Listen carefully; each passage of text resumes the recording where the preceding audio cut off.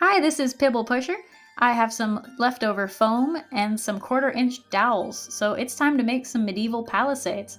Our inspiration today is a mix between this and this, so let's get cutting. So the scrap foam I'm using is a bit roughshod. It's got different heights at each end, so I'm not going for extreme precision here. Starting out, just some easy straight cuts, leaving 2 to 3 inch sections of wall. This will allow them to be 5 to 15 feet, of course, which is great because they're going to be playable. And then we're going to do a few 45-degree angles, and that just allows us to put them together in kind of shallow corners, which will make a great outer fort wall that kind of curves a little bit.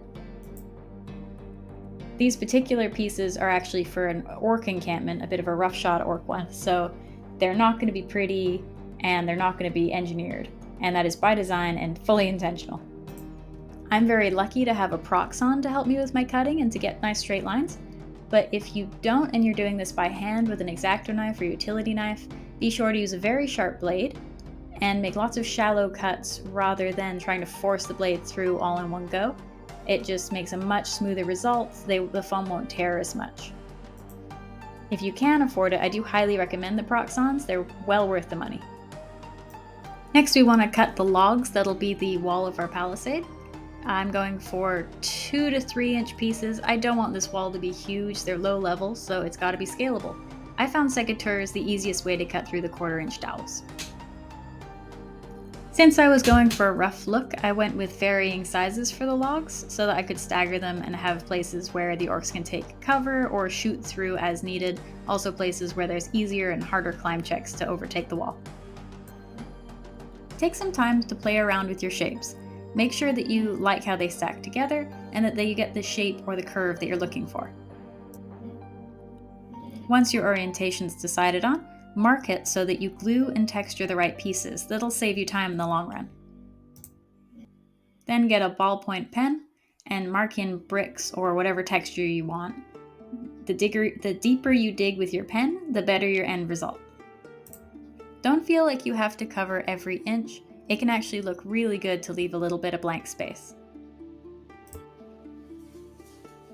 To further add to your texture, grab some balled up tin foil and push it against your foam. That'll create little ridges and bumps that really pop when you dry brush. Get a mix of Mod Podge and black paint to seal it. This just adds a little bit of toughness. Paint it over all your foam. While your black Mod Podge layer dries, you can start getting the sticks ready to go. If you're so inclined, you can sharpen them, you can stain them, you can do whatever you like. I'm a big fan of quick and dirty solutions, so I got a extra Ziploc bag I had laying around, dumped in some red and black dollar store paint, and shook it around. The bag leaked, I made a big mess, but you know what? It worked. I'm pretty happy with the result. It's not smooth, it's got blotches of red, but that's kind of perfect for a warlike, dirty orc fort village. So you might want a cleaner option, but this worked for me.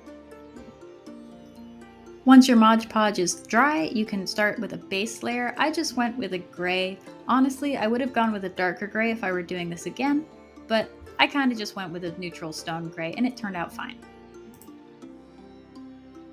Next up is the dry brushing. Now this makes all the textures pop. As you might have guessed from the name, your project and your brush should both be completely dry. Choose a color that's lighter than the base coat you chose. Browns are usually really good if you're in like a dirtier setting. That's what I'm starting with here.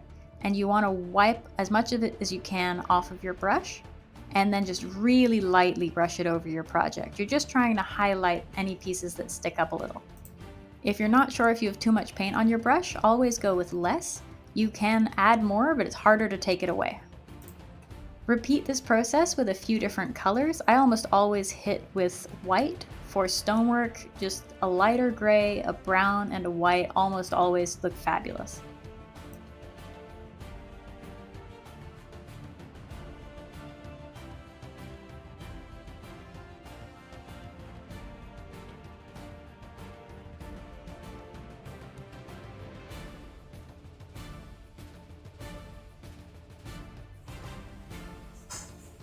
Next, heat up your hot glue gun and get sticking. You got to get all the logs onto the front of your pieces.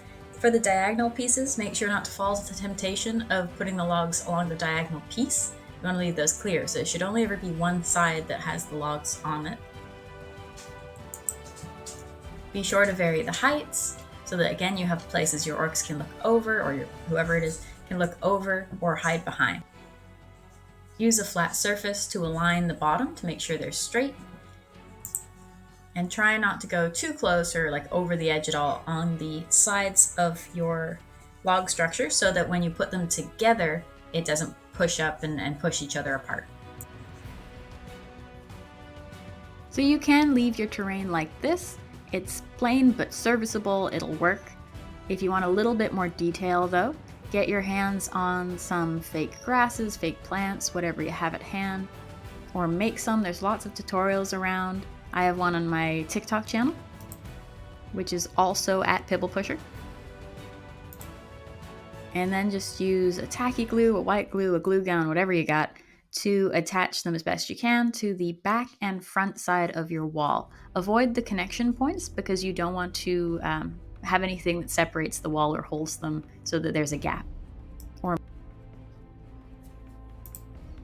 So now we're going to use sand and maybe some little gravelly rocks to add a little bit more detail, a little bit more texture around the bases of our walls. To do this, I recommend having some kind of catch-all container to get the excess, and then literally just put a line of glue along the front and back of your structure, and then pour the sand over. If you don't have easy access to like a sandy beach or a kid's sandbox or playground, you can just buy playground or sandbox sand at the hardware store. But I do recommend investing in getting yourself some, whether it's a trip to the beach and a little bit of time and energy, or a few bucks for some hardware sand. It's a really easy way to add a lot of detail to a lot of different pieces.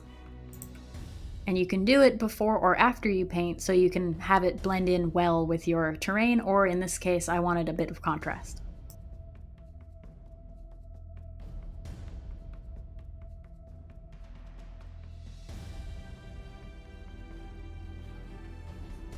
And once that dries, you have some basic palisades to protect your orc village or whatever needs protecting.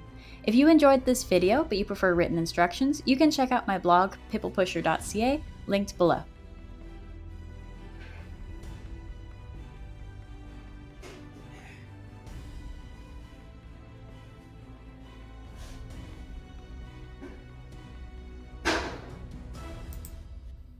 If you've enjoyed this video and you want to see more like it, please do like and subscribe. And as always, happy crafting!